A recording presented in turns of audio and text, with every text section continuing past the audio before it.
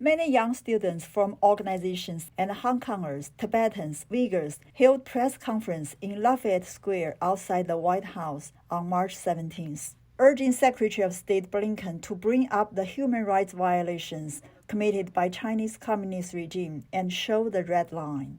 I believe in Secretary Blinken's meeting, he must bring up gross human rights violations committed by the Chinese government against the Uyghur people and the crackdown on democracy in Hong Kong. These things are absolutely unacceptable, and American leadership must take a bold stance against these things, and we cannot be complicit in any of this. We're calling upon Secretary Blinken and National Security Advisor Sullivan to additionally prioritize human rights as an issue in diplomatic discussions, specifically with regard to the genocide of Uyghurs and the continued atrocities committed against Tibetans, among others. We needed to have our message loud and clear heard by the Biden administration as well as Secretary Blinken that there should be a red line.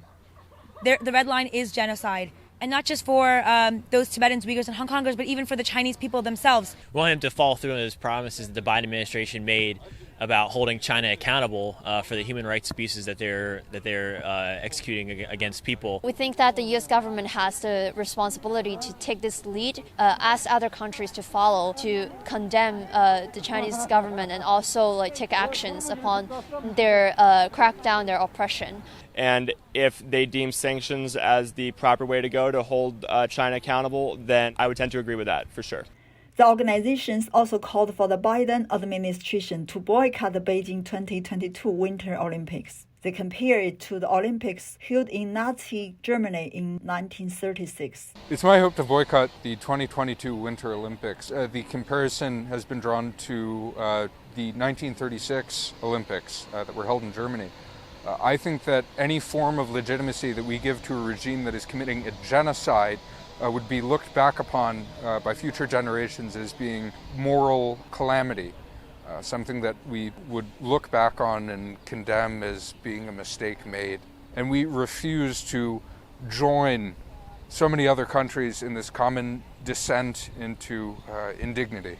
And I believe that they should continue to do that by calling on the IOC to remove the Olympic Games from Beijing for 2022. I believe that the United States has a moral responsibility to act in this instance. It's not a free games if you're constantly under the watch of the Chinese police and they watch your speech. And then what they're going to do is they're going to take all these athletes who have very high profile public images, and they're going to use them to show how China's good, and it's not fair to these athletes for their images and their likeness and the power what comes with the Olympics to be used for the Communist Party of China.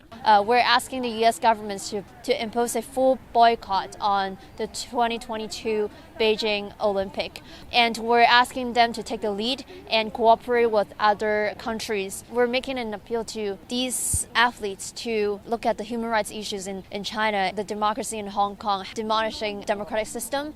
The Olympics should be a joyful moment. There should not be athletes landing in Beijing at the airport wondering if their decision to participate in the Olympics is legitimizing a genocide. Our main message is that the international community must call for the relocation of the Olympic Games in 2022.